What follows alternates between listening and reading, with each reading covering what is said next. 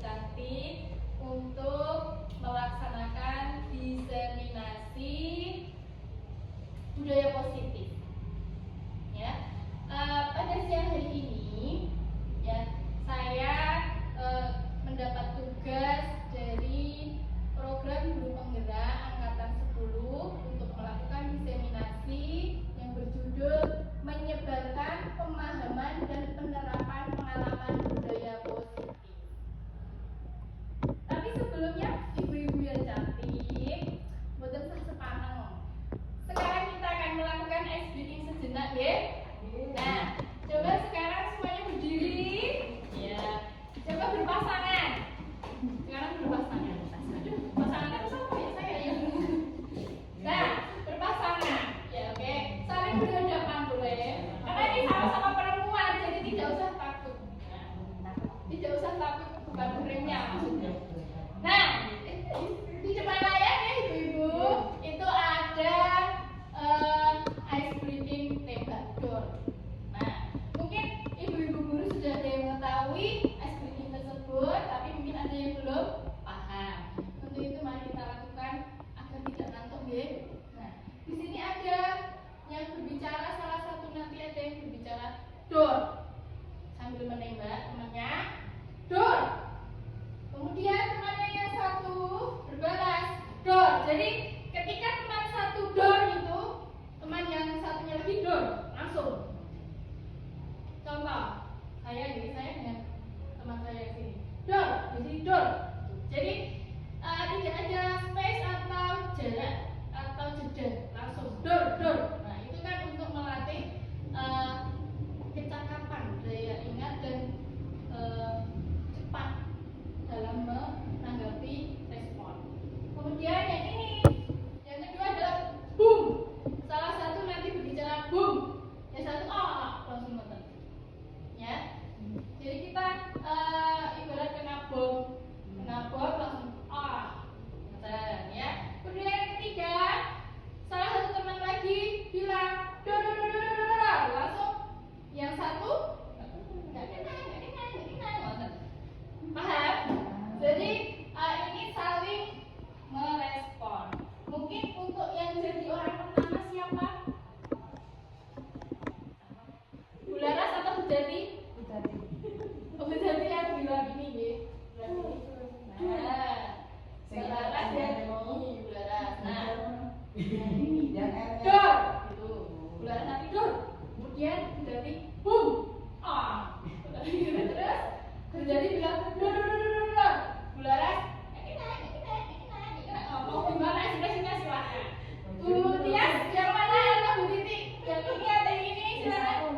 Oh, Bu Titi orang ke satu, Bu Tias orang ke dua. Oke. Sing gaya masing apa? Ya apa? Yuk, sudah siap? Siap. Yuk. Tembak dor. Oh ternyata masih sama ya.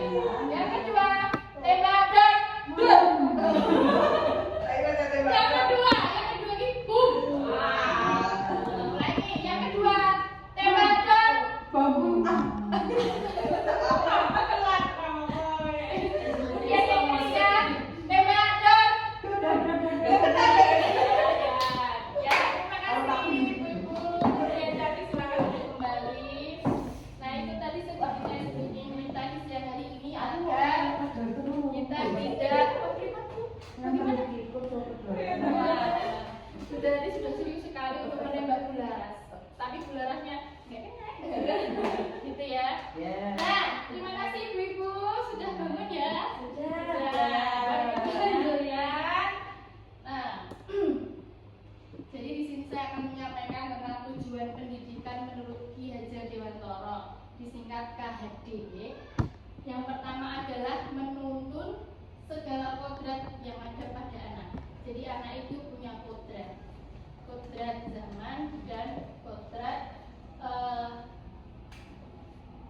yang kedua adalah agar mereka dapat mencapai keselamatan dan kebahagiaan yang setinggi-tingginya, baik sebagai manusia maupun sebagai anggota masyarakat. Yang ketiga, memajukan bertumbuhnya pendidikan budi pekerti, kekuatan batin, Jadi seorang pendidik itu menurut Ki Hajar Dewantara adalah menuntun. Jadi dari anak yang tidak tahu apa-apa dituntun sesuai dengan kodrat zamannya, ya. Nah, disitulah nanti anak-anak akan menemukan potensi bakat yang sesuai dengan dirinya masing-masing. Jadi seorang guru itu tidak boleh memaksa. Namun jadi gini, jadi itu, jadi boten. Jadi kita harus benar-benar menuntun. Dia punya potensi apa, punya bakat minat apa, kita tuntun agar mencapai tujuan yang diharapkan. Kemudian budaya positif. Nah, mungkin ibu-ibu sudah pernah mengenal atau mendengar budaya positif? Sudah. Oh, alhamdulillah. Ternyata itu guru sawangan itu pintar-pintar ya. Nah, budaya positif itu adalah nilai dan kebiasaan di sekolah yang berpihak pada murid. Jadi agar murid itu bisa berkembang menjadi pribadi yang kritis, penuh hormat, penuh tanggung jawab sesuai profil pelajar Pancasila. Jadi dengan adanya budaya positif itu diharapkan anak-anak didik kita nanti mempunyai sifat-sifat nilai-nilai profil pelajar Pancasila. Nah, kita sebagai guru juga harus menanamkan atau melaksanakan pendidikan yang berpihak kepada murid. Ya, jangan sampai kita belajar di kelas itu berpusat pada guru. Itu tidak, kalau di kurikulum merdeka itu tidak diperkenankan, tidak diperbolehkan. Tetapi zaman sekarang kurikulum merdeka ini belajar itu berpusat pada murid, karena kita harus menggali potensi mereka.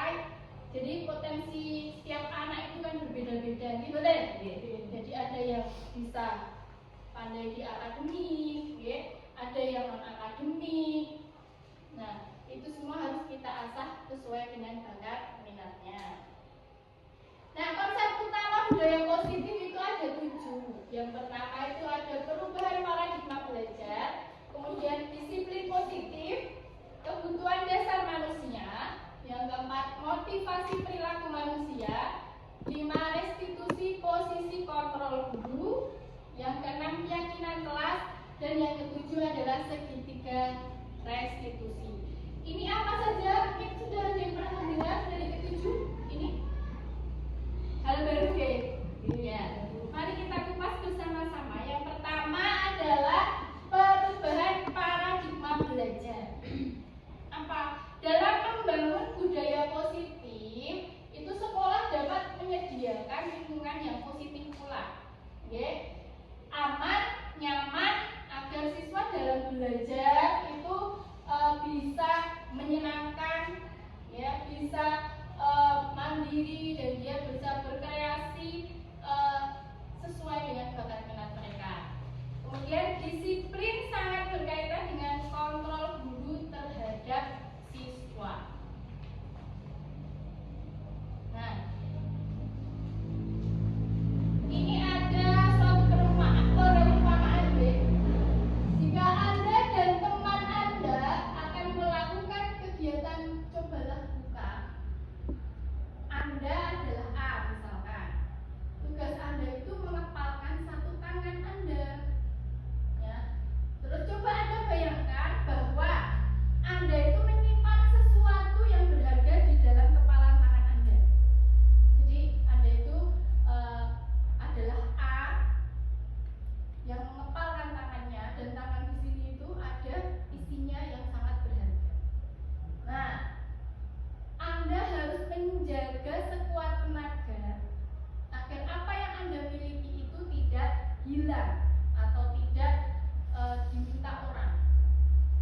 Nah, tugas B itu kita misalkan teman kita, rekan kerja, salah satu rekan kerja boleh. Nah, itu ingin mencoba membuka kepalan tangan Anda.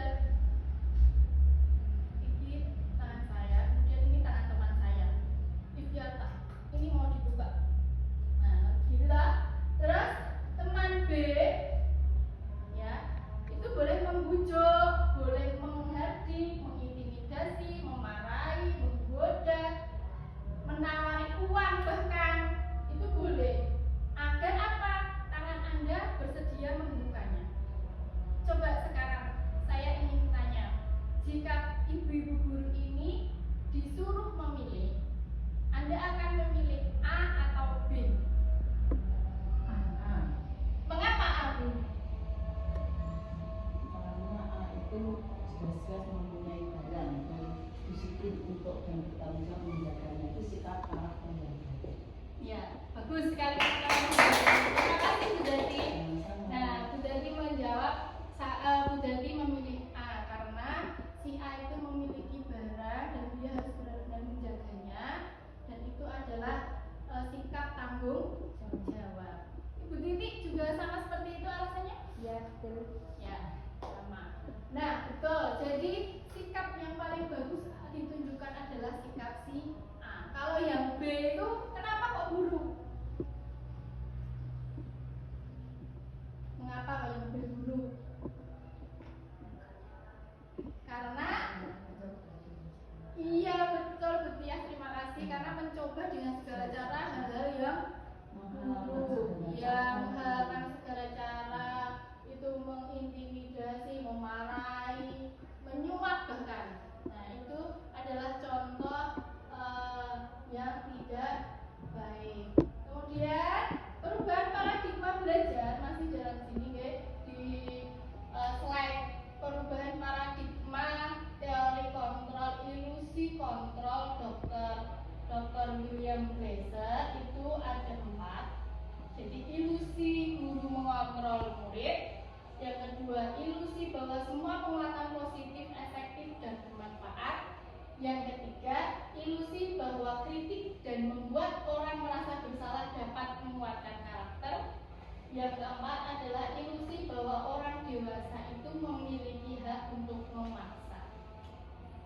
Nah, yang kedua disiplin positif. Apa makna disiplin? Nah, disiplin itu berasal dari bahasa Latin yang disebut disiplina, yang artinya belajar. Nah, makna asal dari kata ini itu berkonotasi dengan disiplin diri dari murid. Kemudian disiplin diri membuat orang menggali potensinya menuju ke sebuah tujuan apa yang dia hargai. Namun dalam budaya kita, makna kata disiplin ini telah berubah menjadi sesuatu yang dilakukan seseorang kepada orang lain untuk mendapatkan kepatuhan. Jadi cenderung menghubungkan kata disiplin dengan ketidaknyamanan. Betul tidak seperti itu?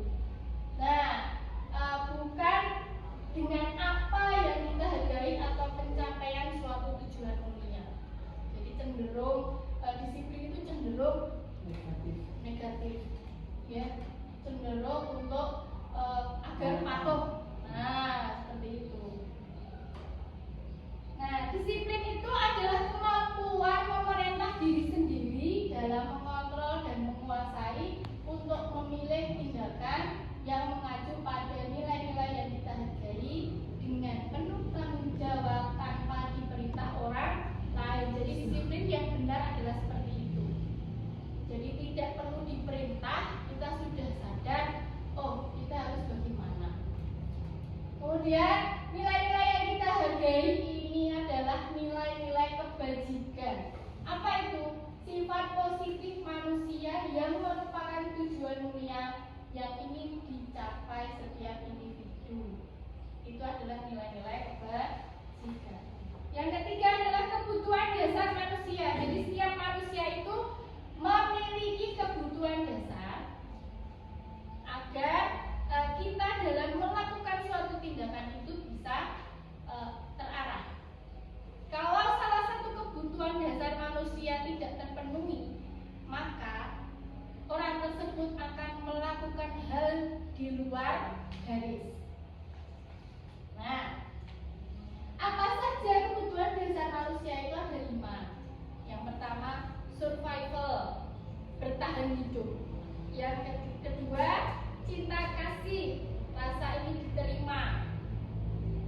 Yang ketiga, penguasaan. 4, kesenangan.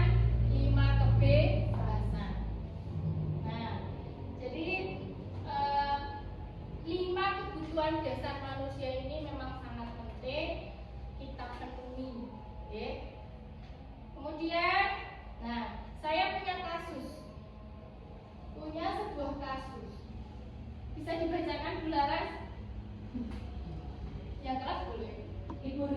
guru kelas 6 di SD Permai sedang bingung menghadapi ulas salah satu murid di kelas bernama Agus. Beberapa anak telah datang dan mengeluhkan Agus yang seringkali meminta bekal makan siang mereka dengan paksa. Jika Anda menghadapi situasi seperti Buria, apa yang akan Anda lakukan? Menurut Anda, kira-kira apa alasan Agus melakukan hal itu? Ya, terima kasih Bu Laras. Nah, ada kasus Buria itu guru kelas 6 seperti Bu Dati. Gimana? Bu Dati juga kelas 6. Nah, di sini Buria itu punya murid. Salah satu muridnya itu membuat ulah. Oke, ulah. Jadi anak-anak yang lain itu saling mengeluh kepada Buria. Bu, itu kok Agus kok anaknya itu suka minta-minta bekal sama kita. Nah, biasanya kalau anak seperti itu ya, Bu, itu kok Agus itu kok selalu memaksa. Nah, jadi apa yang Anda lakukan ketika menghadapi anak tersebut?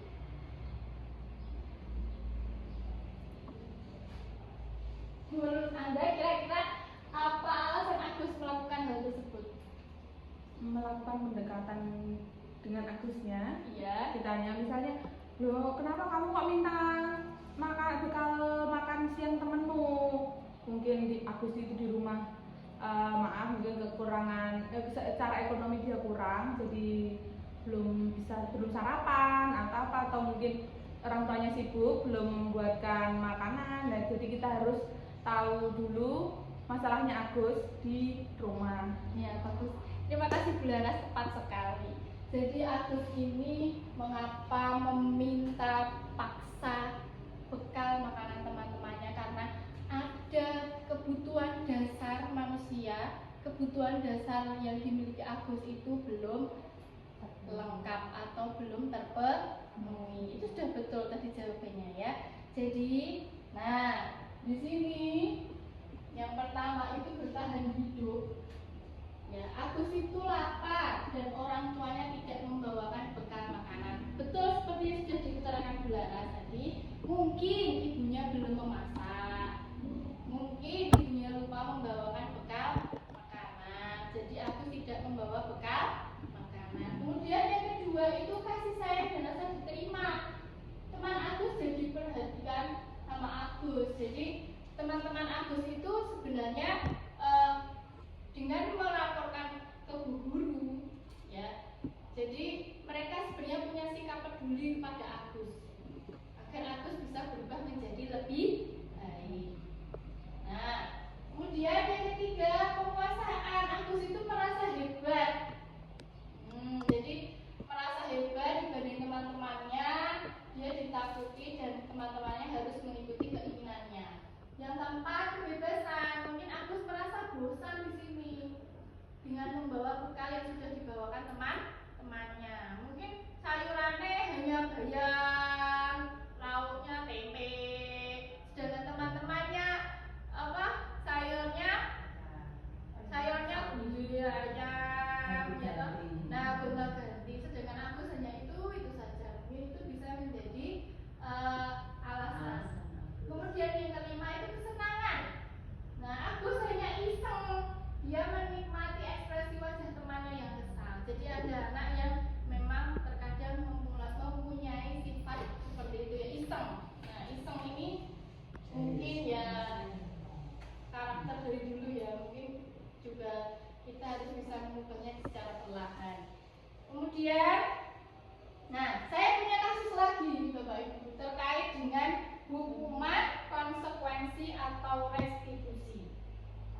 Nah, hukuman, konsekuensi atau restitusi.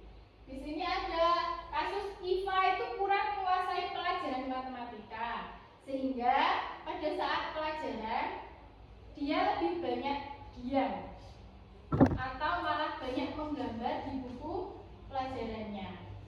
Pada saat guru matematika Pak Seno itu menanyakan pertanyaan kepada Iva, dia menjawab dengan gugup, derdek, gugup, takut.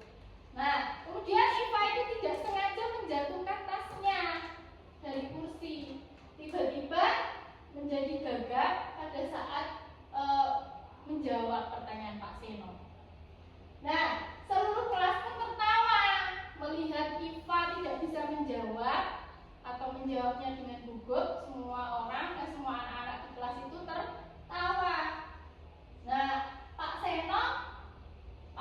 biarkan anak-anaknya itu menertawakan si Iva. Nah, kemudian Pak Seno menyuruh Iva maju ke depan, berdiri di kelas sambil menunjuk hidungnya karena tidak bisa menjawab pertanyaan Pak Seno. Kelas makin gaduh dan anak-anak pun tertawa melihat Iva di depan kelas memegang ujung hidungnya. Nah, yang pertama, apakah Anda setuju dengan tindakan Pak Seno terhadap Iva? Setuju betul? Tidak. Mengapa? Mematikan kreativitas anak. Ya bagus, karena Pak Seno itu mematikan kreativitas anak. Dan menurut Anda tindakan Pak Seno terhadap Iva itu merupakan sebuah hukuman atau konsekuensi? Hukuman, ya bagus, betul, hukuman karena Pak Seno menyuruh Iva maju ke depan, kemudian berdiri, memegang hidungnya, itu merupakan hukuman, bukan konsekuensi. Nah, bedanya hukuman, konsekuensi, restitusi. Hukuman itu suatu hal yang menyakitkan, ya.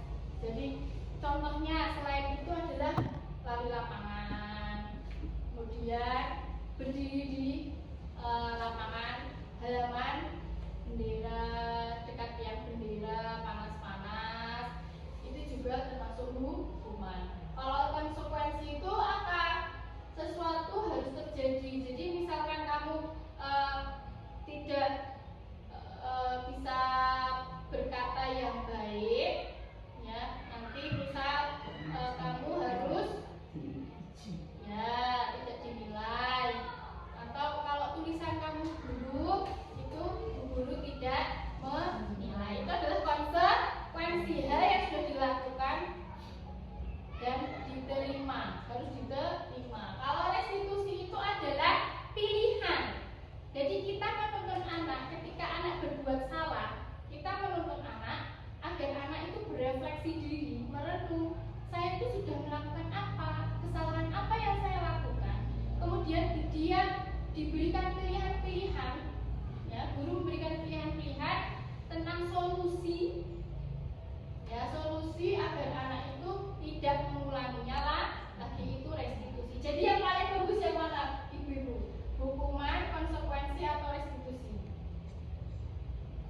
Jadi kenapa tadi? Restitusi. Iya betul, restitusi. Jadi kita membimbing anak agar anak itu berusaha memahami dirinya sendiri, mencari apa sih kesalahan saya, kemudian dia akan bisa mencari solusi sendiri, ya, walaupun tetap dibimbing ibu gurunya, ya, dia mencari solusi sendiri, sadar akhirnya tidak melakukan kesalahan lagi. Nah, yang keempat adalah semua perilaku memiliki tujuan. Teori motivasi perilaku manusia yang pertama adalah motivasi eksternal. Untuk menghindari ketidaknyamanan hukuman, apa yang akan terjadi apabila saya tidak melakukannya? Itu adalah motivasi eksternal. Motivasi eksternal yang kedua, untuk mendapatkan imbalan dari orang lain atau institusi, apa yang akan saya dapatkan apabila saya melakukannya. Kemudian yang ketiga, motivasi internal. Jadi motivasi eksternal dan internal ini untuk menghargai diri sendiri. Saya akan menjadi orang yang seperti apa apabila saya melakukannya. Nah, seperti itu. Jadi seperti berefleksi deh. Aku sesuatu jadi opo. Seperti itu. Nah, kemudian mari kita berlatih antara hukuman dan konsekuensi. Mungkin ada yang belum paham atau mungkin ada yang sudah paham, nantinya akan lebih semakin paham. Yang pertama, lari mengelilingi lapangan basket 2 kali karena terlambat hadir di sekolah termasuk konsekuensi atau hukuman? Hukuman. Ya, hukuman. Kemudian yang kedua, membersihkan coretan yang dibuatnya di meja tulis. Konsekuensi. Wah, yang ketiga,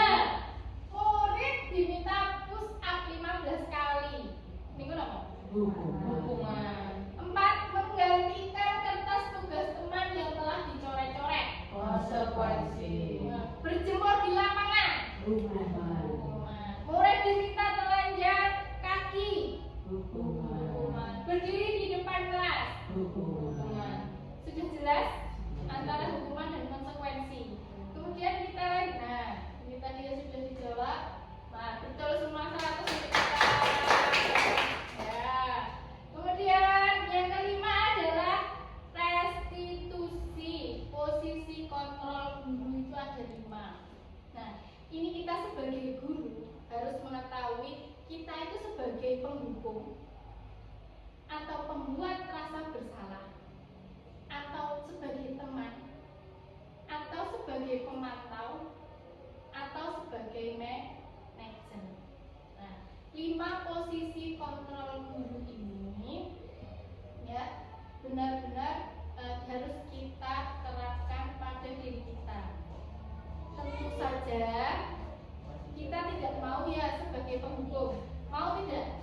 Tidak. Jadi seorang guru tidak boleh ya menjadi seorang penghukum. Kemudian pembuat rasa bersalah ini juga kita tidak boleh.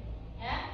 Kemudian teman, kalau teman itu boleh teman, boleh. Ya teman, sahabat boleh. Kalau ada murid kita yang ingin curhat, itu kan bisa. Kemudian memantau juga boleh. Manajer apalagi itu juga semakin bagus. Nah, ya ini ada pernyataan-pernyataan. Kemudian yang sebelah kanan saya, itu adalah posisi kontrol guru. Yang pertama ini, saya kecewa sekali dengan kamu. Kalau ada kalimat seperti ini, kata seperti ini, kecewa sekali, berarti kan itu masuk pada membuat orang merasa bersalah. Saya kecewa sekali sama kamu. Harusnya guru itu tidak boleh terucap kata-kata kecewa sekali. Ini bisa dihilangkan, diganti dengan kata-kata yang halus. Kemudian yang kedua, kamu tidak pernah benar melakukannya. Mendoktrin selalu salah. Itu juga guru merupakan penghukum. Nah, yang ketiga, ayolah lakukan demi bapak ibu, demi ibu bapak guru. Nah, ini posisi seperti ini merupakan posisi sebagai teman. Pernah ibu-ibu jika berbicara, ayolah bantu Bu Dati, ayolah bantu Bu Laras, ayolah bantu Bu Titi untuk menyelesaikan atau menata buku-buku di kelas. Pernah? Pernah. Jadi ternyata ibu-ibu guru di Salatiga itu sudah pernah menjadi teman bagi muridnya. Kemudian yang keempat, apakah kamu mau mendapatkan stiker bintang hari ini? Ini adalah sebagai pemantau, hanya memantau, mengawasi saja.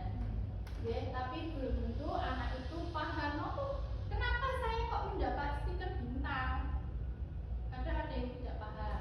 Atau aku tidak akan telat lagi, atau tidak mau terlambat masuk sekolah agar nanti mendapatkan stiker bintang. Jadi kalau yang ini seolah-olah anak itu hanya ingin mendapatkan stiker bintang, tapi dia tidak benar-benar sadar dalam hatinya kalau terlambat sekolah itu salah.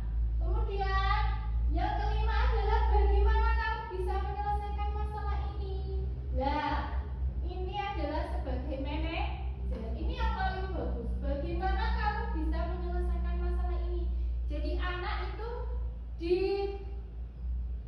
diajak untuk menyelesaikan masalah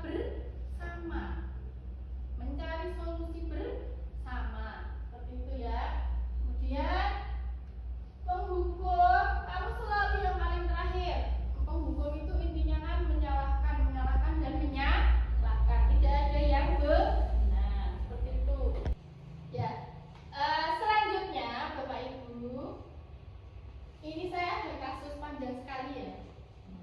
Terlihat tidak? Mungkin Bu Titi bisa membacakan. Saya minta tolong Bu Titi. Bisa maju ke depan boleh Bu Titi?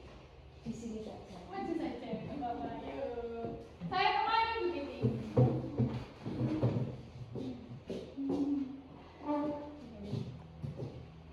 Nah, Anton dan Dino sedang bermain bersama di lapangan basket dan tiba-tiba terlibat dalam sebuah pertengkaran adu mulut. Dino pun menjadi emosi dan mengadakan kontak fisik, menarik kemeja Anton dengan kasar sampai 3 kancingnya terlepas. Pada saat itu, guru piket langsung melerai mereka dan membawa mereka ke ruang kepala sekolah. Ibu Suti sebagai kepala sekolah berupaya menenangkan keduanya, terutama Dino. Dino, sepertinya kamu saat ini sedang marah sekali. Mendengar itu, Dino pun mengalir bercerita tentang kekesalan hatinya. Ibu Suti pun melanjutkan bahwa membuat kesalahan adalah hal yang manusiawi dan bahwa mempertahankan diri adalah hal yang penting. Namun, meminta Dino memikirkan cara lain yang mungkin lebih efektif karena saat ini Dino berada di ruang kepala sekolah. Ibu Suti melanjutkan bertanya tentang keyakinan sekolah yang disepakati serta apakah Dino bersedia memperbaiki kesalahan yang telah dilakukan terhadap Anto. Dino pun akhirnya perlahan mengangguk. Kemudian Ibu Suti balik bertanya kepada Anto, hal apa yang bisa dilakukan Dino untuk memperbaiki masalah? Anto menjawab, saya perlu kancing saya diperbaiki, Bu. Ibu saya akan sangat marah kalau melihat kancing baju saya sampai copot 3 kancing begini. Ibu Suti pun kembali bertanya ke Dino, apakah yang akan dia lakukan untuk menggantikan 3 kancing Anto yang terlepas. baik, terima kasih Bu Titi. Mungkin dari kasus ini tadi kita sudah belajar tadi 5 posisi kontrol guru. Masih ingat apa saja tadi? Pembukuan, membuat merasa bersalah, teman, pemantau, dan manajer. Kalau kasus ini, Ibu Suti ini melakukan masuk ke dalam posisi kontrol guru sebagai apa? Dia menanyakan ke Dino, terus dia meminta Dino memikirkan cara agar dia itu apa sebagai apa? Iya, betul sekali. Jadi Ibu Suti ini adalah sebagai manajer. Dia menuntut Dino agar apa? Mencari solusi bersama, ya, mencari solusi bersama agar masalah Dino ini selesai. Kemudian Bu Suti juga menanyakan keyakinan kepada Dino. Jadi tidak serta-merta Bu Suti ini menghukum.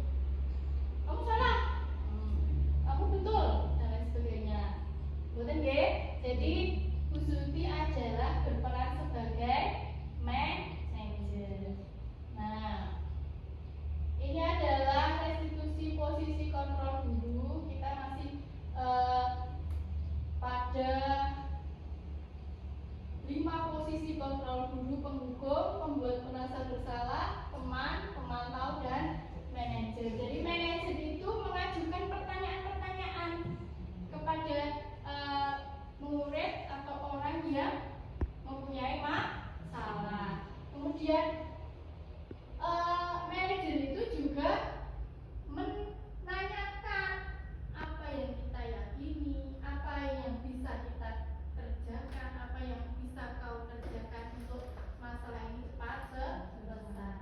Menguatkan pribadi, jadi tidak serta-merta menyalahkan, tapi memberikan penguatan. Kemudian mengevaluasi dan bagaimana cara memperbaiki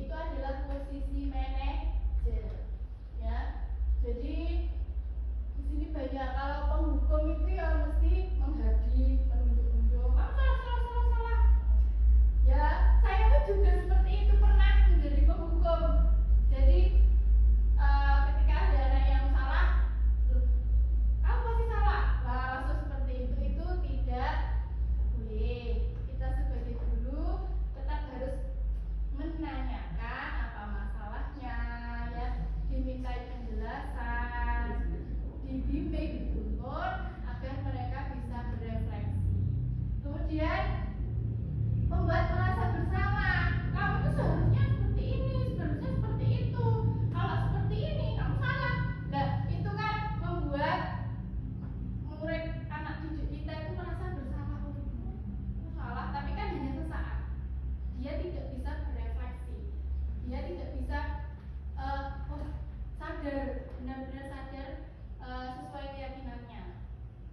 Ya, kemudian teman itu juga bagus, tetapi kita sebagai pendidik kan tidak mungkin menjadi teman terus ya. Ya, menjadi teman itu boleh kadang salah, tetapi kita sebagai pendidik tetap harus menuntun, mendidik, membimbing. Nah, kemudian pemantau itu ya hanya memperhatikan, melihat, mengawasi seperti itu. Kemudian, mungkin Bapak Ibu sudah pernah mendengar tentang keyakinan kelas? Sudah. Saya yakin sudah pernah ya. Nah, apa itu keyakinan kelas? Keyakinan kelas itu adalah nilai-nilai kebajikan atau prinsip universal yang disepakati bersama. Jadi, ya betul. Jadi keyakinan kelas itu tidak diputuskan oleh satu orang saja atau tidak diputuskan sepihak, tetapi dimusyawarahkan, disepakati bersama. Nah, itu terlepas dari perbedaan agama, suku, negara, bahasa. Itu adalah keyakinan kelas, jadi tidak membeda-bedakan. Nah, menurut dosen 1998, suatu keyakinan akan lebih memotivasi seseorang dari dalam atau dari intrinsik. Seseorang akan lebih bersemangat untuk menjalankan keyakinannya daripada hanya sekedar mengikuti peraturan. Jadi ketika kita membuat keyakinan bersama dan disepakati bersama, itu akan lebih yang menjalankan, orang-orang yang menjalankan itu akan lebih bersemangat dan mereka meyakini dalam hatinya mereka masing-masing. Beda dengan peraturan. Jadi peraturan satu pihak berat ini. Kemudian yang lain hanya mematuhi. Itu kan berbeda. Pasti akan banyak pelanggaran di situ. Gimana? Iya. Tapi kalau kita musyawarah bersama, terus kita putuskan bersama, sepakati bersama, itu akan lebih kita yakini bersama. Seperti itu. Nah, biasanya setiap kelas itu ada peraturan kelas. Ya, Bapak Ibu, peraturan kelas. Kemudian dari peraturan kelas itu kita akan buat keyakinan kelas bersama dengan anak-anak. Ya, jadi tidak serta-merta ada peraturan A sampai Z kemudian jalankan, tidak. Tetapi dari peraturan itu mungkin kita bisa memilah-milih peraturan yang akan kita laksanakan, yang mana kemudian kita musyawarahkan bersama, kita yakini bersama, kita sepakati bersama dalam sebuah keyakinan kelas. Jadi kita pilih, kita mau yang mana peraturannya yang mau kita benar-benar yakini bersama. A, B, C, D, yang lain mungkin tidak dipakai, tidak masalah. Tetapi yang dipilih tadi semestinya dan seharusnya bisa dilaksanakan dengan baik. Dengan adanya keyakinan kelas, nanti akan tercipta lingkungan yang positif. Jelas itu ya, Bapak Ibu, ada lingkungan yang positif. Jadi dari lingkungan positif itu akan terbentuk budaya positif. Seperti itu urut-urutannya.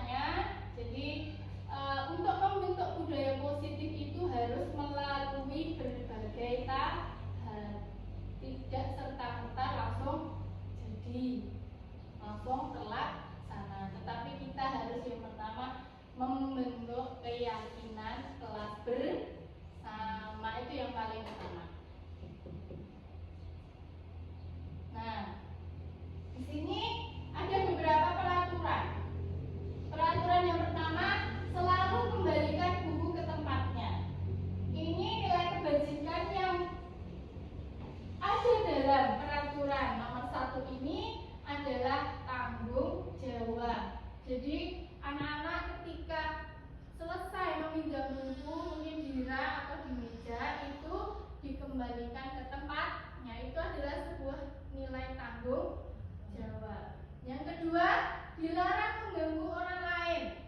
Nilai kebajikan yang ada dalam nomor 2, peraturan nomor 2 itu adalah menghormati orang lain dan diri sendiri. Tidak boleh mengganggu, itu kan berarti menghargai. Yang ketiga adalah hadir di sekolah 15 menit sebelum pembelajaran dimulai. Ini adalah menghormati orang lain, komitmen pada tujuan. Ini juga masuk kedisiplinan ya Bapak Ibu. Kemudian dilarang melakukan kekerasan.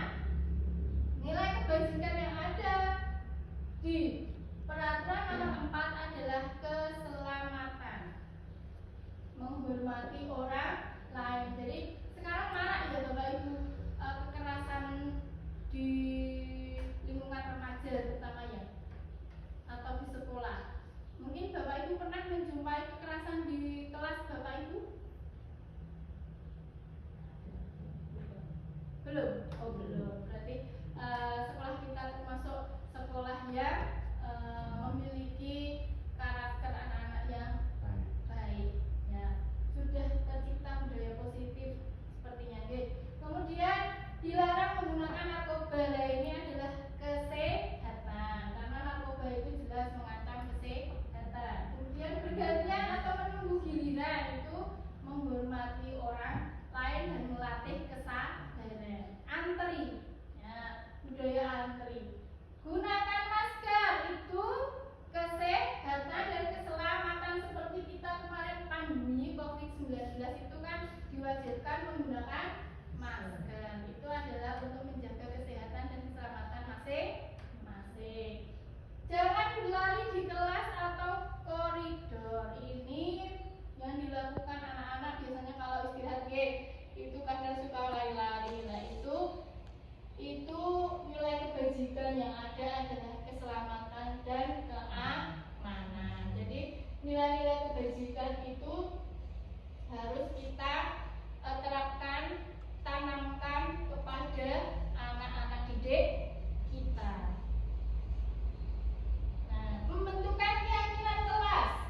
Nah, keyakinan kelas ini bersifat lebih abstrak daripada peraturan yang lebih rinci dan konkret. Keyakinan kelas berupa pernyataan universal atau umum. Pernyataan keyakinan kelas dibuat dalam bentuk yang positif. Mungkin kalimatnya itu diubah dalam bentuk yang positif, tidak serta-merta seperti perintah. Kemudian keyakinan kelas sebenarnya tidak terlalu banyak sehingga mudah diingat dan dipahami oleh anak-anak. Simple, jelas, padat. Nah, itu yang bagus. Kemudian keyakinan kelas sebaiknya sesuatu yang dapat diterapkan di lingkungan tersebut.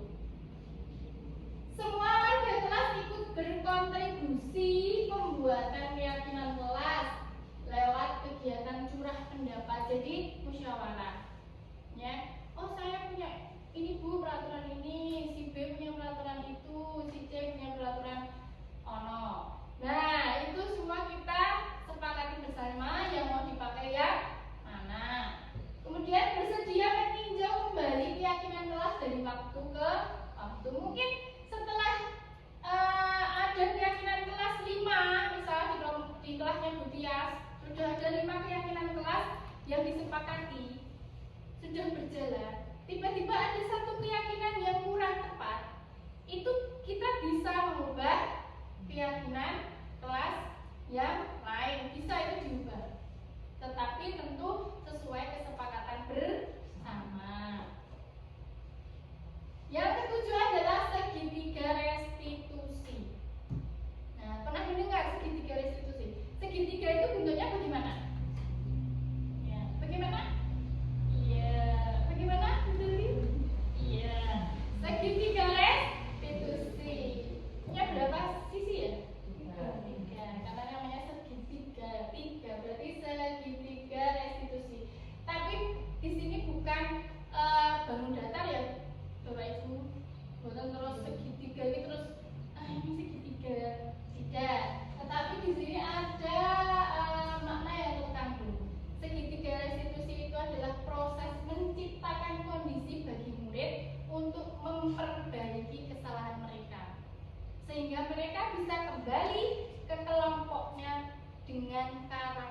yang lebih kuat dan baik.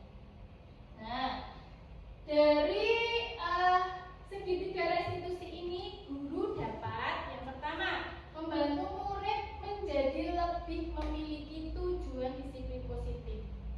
Ya, jadi guru itu bisa membantu murid untuk mencapaikan atau untuk menuntun murid mencapai tujuan yang diharapkan.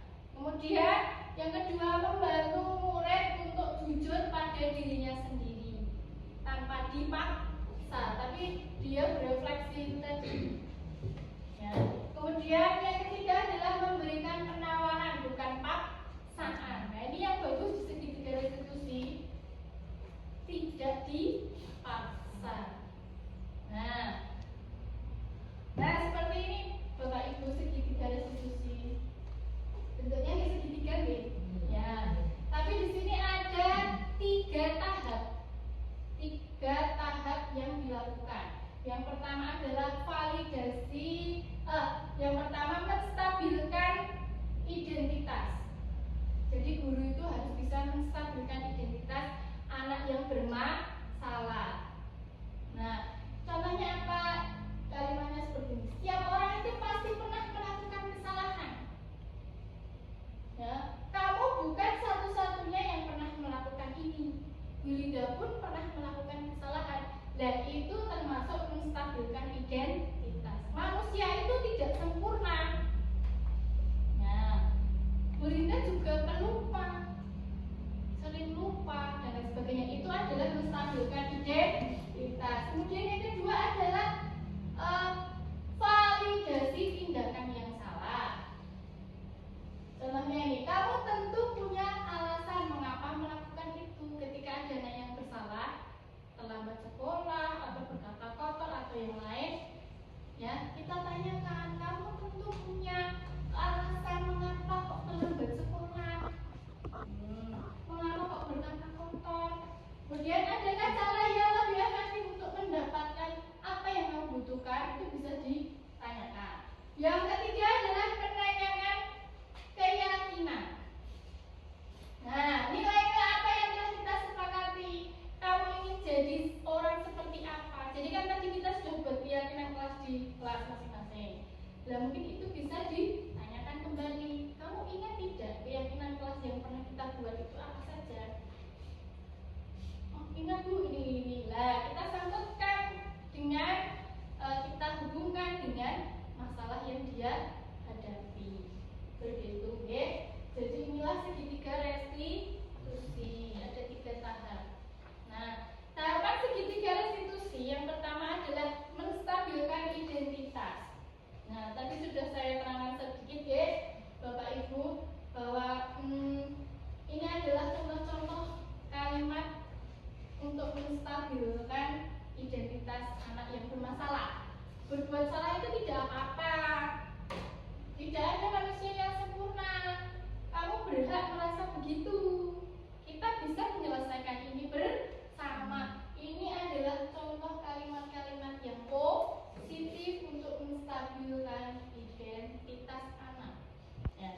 Yang kedua adalah validasi tindakan yang salah. Jadi ketika ada anak yang salah, kita tanyakan, kita ajak bicara. Kamu pasti punya alasan mengapa melakukan itu, ini. Kamu patut bangga pada dirimu sendiri.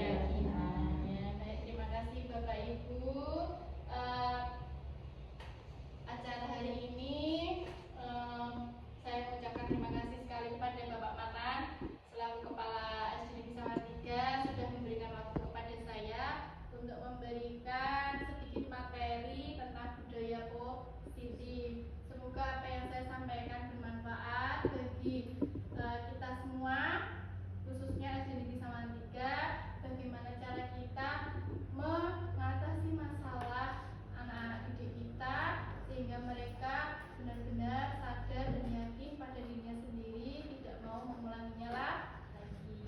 Mungkin dari saya cukup sekian.